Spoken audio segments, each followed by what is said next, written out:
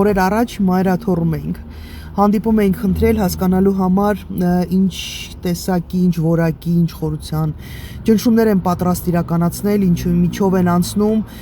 քահանաները, հոգևորականները առհասարակ։ Պատկերը իրականում շատ տխուր է, որովհետև պետական չինովնիկները տարբեր ռանգի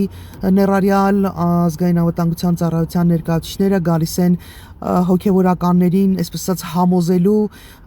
դավանափոխ լինելու, Նիկոլ Փաշինյանի ստեղծած նոր շարժման միանալու, բայց նաև մյուս կողմից շատ ուրախություն կար մեջներս, որովհետև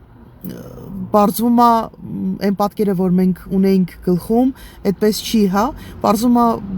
ոչ բոլոր հոգևորականներն են ոչ արժանի, հոգևորականին ոչ արժանի կյանքով ապրել, հետևաբար շանտաժի թեմա չունեն իրանց վրա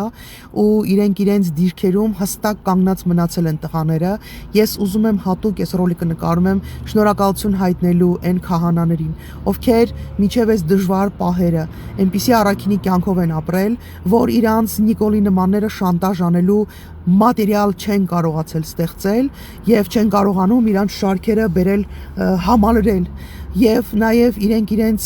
մերոնին, իրենց կրոնին, իրենց հավատին, իրենց եկեղեցուն հավատարիմ են մնացել։ Տղաներ, դուք իսկապես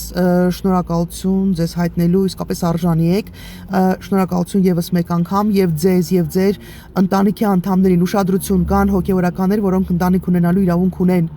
ու պատկերացրեք, թե ինչ ապրումներ են ունենում այդ մարդիկ, երբ որ գիշերվա 1000-ին գալիս են այդ մարդկանց դուռը ծեծում են, դուրս են կանչում, տենց զրուցների էլի ռազմորկեք էլի Նիկոլի պատվերները կատարելու համար են գալի։ Ինչ ապրումներ են ունենում այդ մարդկանց, այդ քահանաների, այդ հոգևորականների ծնողները,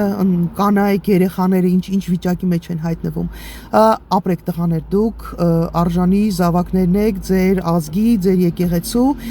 իմ սատարումը ձեզ։ Շնորհակալություն։